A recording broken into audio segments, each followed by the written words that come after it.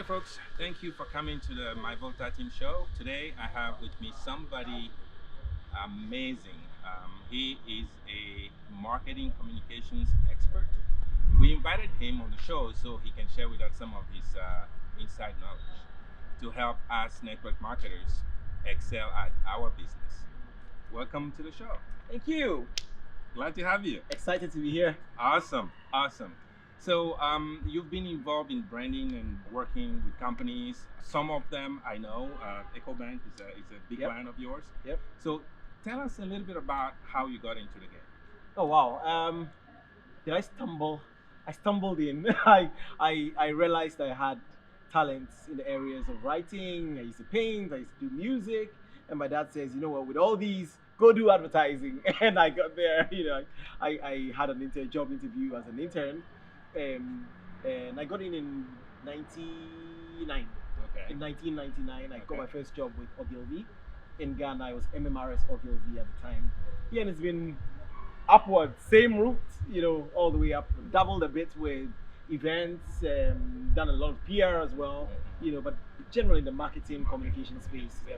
Wonderful, wonderful. For us, we're in the network marketing business, and when we get out there, some of the stuff that we do, we don't necessarily understand. So the purpose of this show today is for you to help us understand what branding is and how it relates to what we do as network marketers. Sure. So, what is a brand? Okay, so we all use toothpaste. Yes. Okay, so you walk into a shop and you want toothpaste, and then you find toothpaste on the shelf, but you go for a particular one. The reason why you go for that particular one is because it has an identity, and that identity, which makes it recognizable, is what makes that product a brand. So a brand, basically, I'm trying to avoid going academic, is what makes a particular product identifiable. So it it becomes like a person. Okay. It has a name, it has a look. Mhm. I'm sure if you saw me in a crowd of 5, 6 people, you don't. Oh, that's Jas. Jazz. That's Okay. exactly what makes a person a brand, a person, or a person a brand. Okay. Yep. Okay. When we're talking about brands Yes. and when we're looking at brands, what makes one brand? You just covered that a little bit, Yeah. but what makes one brand equal another?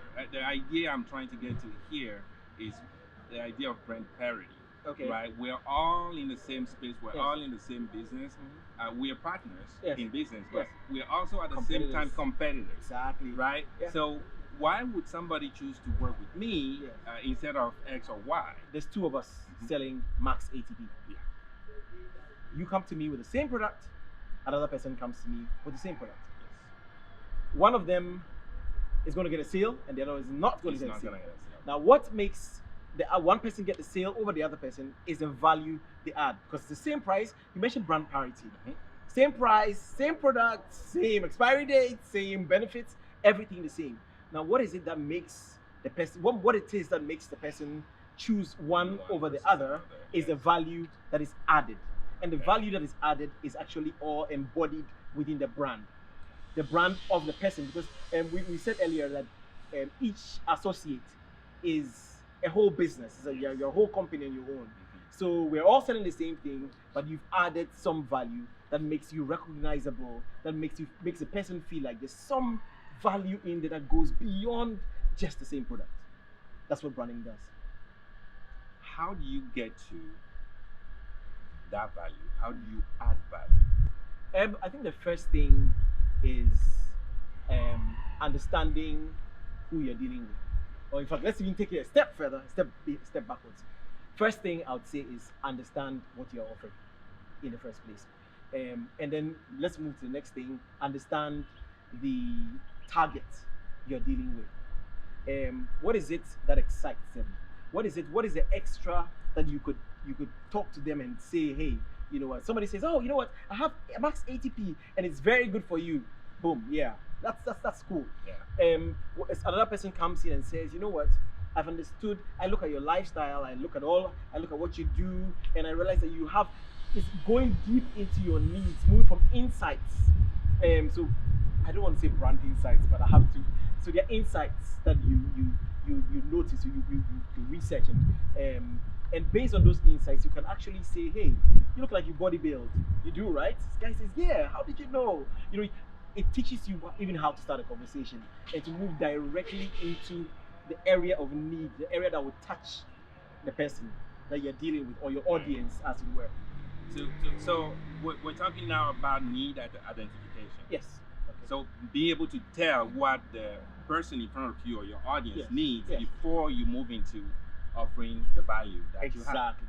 Exactly. And Wonderful. interestingly, understanding your target again would also help you know how to package yourself, which is then again an element of branding. If you're dealing with people who are very religious and you walk up to them and you have a great product and you walk in with a tiny little skirt, imagine you're a girl with a tiny little skirt, you've already been condemned. You've killed your sale before you even started. You've lost instant credibility. It's before gone. you even open your mouth. It's gone. Okay. It's gone. Okay. But if you were dealing with people who were maybe wanted to sell in a club or something, where everybody's young and excited, and you'd fit perfectly in as being the young, trendy the cool, one yeah. in the shorter skirt, maybe. So understanding that also helps you brand yourself, package yourself. To be. Now the question becomes, Yeah. how do you evolve a brand? We understand what the brand is. We Yeah. understand the idea of brand parity in the marketplace. Yes. But how do you evolve your personal brand? One word: learning. Anything that stops learning stops evolving, and anything that stops evolving will die. Okay. There's a lot of information out there that teaches us to get better. If we stay stagnant, sometimes you've had a few good sales and you feel like, oh, I've got it sorted. Yeah, Mhm. I've got it sorted. Yeah. I understand what goes on. Oh no, I don't need to know anything more. I understand it all. I've been in this space, especially when you've been doing it for a while. Mhm. You start thinking, but what we don't understand is that we're in a very dynamic space. Okay. So the space is changing. So you got it right yesterday in one space. The next day, the space has changed. Yeah. And you need to be able to adapt. You need to be able to predict what's going to happen next and be ready for it. So it's your ability to stay ahead of the curve many times is key, because then you can anticipate what the trends are. You can anticipate, and sometimes even understanding things like what happened in the news yesterday. Knowing what happened in the news yesterday could actually even sometimes just a simple conversation starter. Okay. But having knowledge, we always play with knowledge is power. Knowledge is power, but indeed knowledge is power. You based on your knowledge, you can actually sell better. I know I'm going a little bit to sales, but you can actually sell better because you can actually hold a conversation. You can answer questions better. You can understand whether you can anticipate, and so you're not knee jerking with everything that comes to you.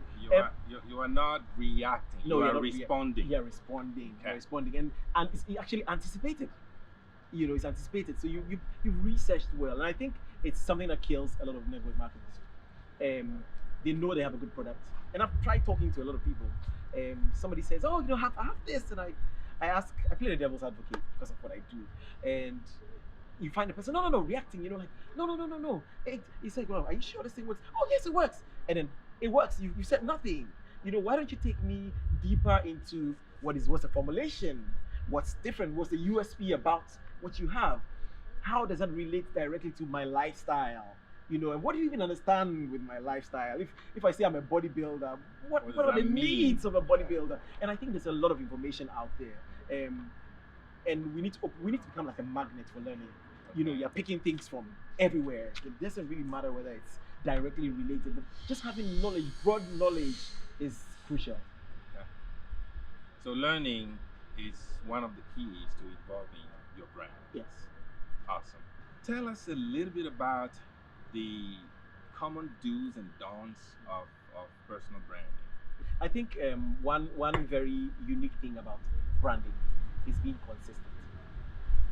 If people take nothing away, is be consistent. Can you imagine seeing me today with locks? The next day you see me and I'm bald headed. The next day you see me and I'm in a suit. The next day you see me and I keep on changing and changing and changing. You can't even identify me anymore. So one key thing is crucial: be consistent. You need to develop a formula, and as much as you can, stick to the formula. Stick to the formula. I think it's one of the most basic things. Um, people are usually people usually want to be spontaneous, especially when you feel you're smart.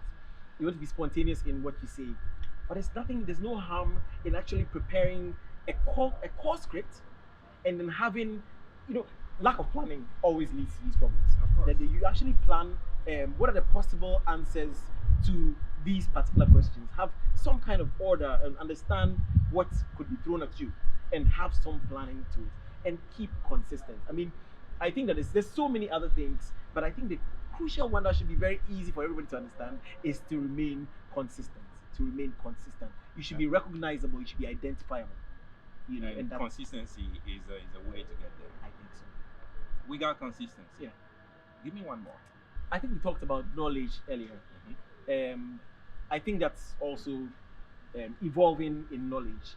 I think just consistency and knowledge would actually open Together. out into so many other areas. If we are very knowledgeable, constantly acquiring knowledge, and are consistent with our value offering, we should be good. Now, one funny thing, yeah, that's an interesting one. I was talking to somebody who says, "Oh, you know what? I want to do Max. I love Max because it's an authentic product. It's patented. It's unique, and all of that. But I'm also thinking of adding on extras." And I said, "Well, not a bad idea, but why would you want to do that?" And I said that just to jog the mind of the person. And then he says, "Oh, when I do that, and I'll have means that people will know me as the guy who has everything." And then I said, "Okay, yeah, so that sounds like somebody who wants to fire at, there's 4 birds, and you want to shoot all the birds with one bullet." Now, it's exactly, it's exactly what messes a lot of people up, because today you are known as the guy who's selling some toothpaste, we don't know where you got it from. The next minute you're selling Celgivity, and everybody goes like, "Oh, this guy sells Celgivity, great guy." Then the next minute he comes to you with, "Oh, well, you know what? When you wear this watch, you won't grow old." All sorts of funny stuff. So why it's important that you do some research on the company you want to work with, the brands they have, and if once you believe in it, you've believed in it, stay there and make it work. But this touch and go lifestyle doesn't work. No, it doesn't work, and it messes the brand up. There is a saying for Yeah. that. Mhm. Jack of all trades, Master of none. Yes, Yes, man. and as you were explaining, I was like, yeah, this is what he's talking about. Yeah. You need to pick the space you're in. What needs in the marketplace are you meeting? We have thousands of people in the business. Yes. Everybody can buy from everybody else. Exactly. Why should they buy From you. And the interesting thing Yeah. is when people actually get identified as, "Oh, that's the Max guy, that's the Celgivity guy." It's a good tag to have. It's a very good tag to have. It is. But when we go like, "That's the guy who always has something new," that just messes you up. Yeah. And doesn't make you, so that means you're inconsistent, you don't even really know what you're doing because you're also dancing around. If you've understood the people, you don't be walking to, in the first place, it's a test of your knowledge. Because if you understood your target, you wouldn't be walking to them with everything and anything. Yeah. Yep. Awesome. So you gave us some do's, and there are a few embedded in it that you haven't called out specifically. Yeah. But how about the don'ts? I think the do's and the don'ts are They they're go kind of together, yeah. but it's important to spell it out. Yeah. The first thing would be, do not go talking about stuff you don't understand. Okay. Don't go talking about stuff you don't understand. Don't go selling what you don't understand. And it's kind of related to what we talked about earlier with knowledge. The worst thing you could do is walk up to somebody and go like, "Oh, hi, I'm from Max International." Yeah, that's a good one. You scored the right point. Then you go the next thing, you say, "Oh, and I have this amazing product, Celgivity," and you don't. And then we ask you a few questions and you know nothing. It's suicide. It's suicide because the thing is that with big brands like Max, people already have some idea already as you walk up to them, and nobody wants to deal with somebody who's not knowledgeable. So, and the worst thing you could go is to say, make a claim about something that is false. I think being truthful is integrity. It just matters so much. in everything we do, and especially for and your brand. That's another do. That's another do. Being completely transparent and completely honest. Why make a claim that is not true? You'll be found out. Yeah. Eventually, you'll be found out. Oh, you and will. the thing is that Guaranteed. that is why you need to make sure that you are working with a company that is legitimate, a product, a brand that is legitimate, something you can defend with your life, so that you don't need to make claims. I mean, let me use longevity. You don't need to invent claims about longevity. No. It's there. Yeah. It's tried, tested, and true. Yeah. So you can speak freely. When you have a conviction within you and you're speaking about something, it becomes easy. It's clear. It's visible. People can sense it. Your energy is right. Oftentimes, I ask people, when you're talking to somebody on the phone, Yeah. and the person is not paying attention, you know he's not paying know it. attention. Yeah. How? Yeah. It's not that you know, but how do you know? Energy. Right? Now, this person is in front of you, Yeah. and he's giving you baloney. You're gonna know that can't be true. And you stop listening. Hey, you Right? switch off. Yeah. You switch off. Yeah. You switch off. And guess what that does? It damages your brand. It damages your brand, because credibility and brands are like that. It goes hand in The hand. moment your credibility goes down, your brand gets damaged, and it's a smooth ride down. 9 feet. I'm not sure you can call that smooth, because That's it's gonna be a free fall. I know.